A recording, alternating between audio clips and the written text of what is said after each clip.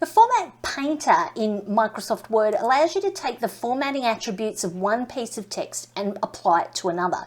So say for example you select a word and we make the word bold, italic, underline and red.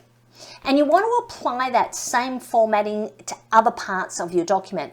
Rather than have to repeat the process by selecting the word bold, italic, underline, and then red, we can use the Format Painter to apply that formatting elsewhere. So if I click on a particular cell, I don't need to have the whole lot selected. Up here is Format Painter.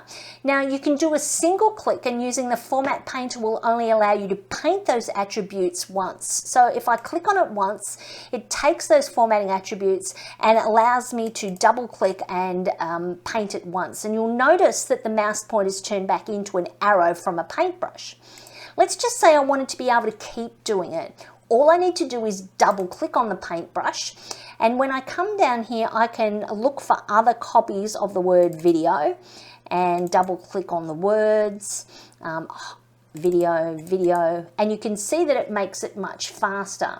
So that allows you to paint multiple times. Once you've finished, you simply click on Format Painter or press the Escape key, usually located in the top left-hand corner of your keyboard, to switch that feature off. Now, as a side note, that's also available in Excel, and it's a handy tool if you want to reformat columns of data that perhaps needs to be formatted in a currency or in a general style with a certain number of decimal places.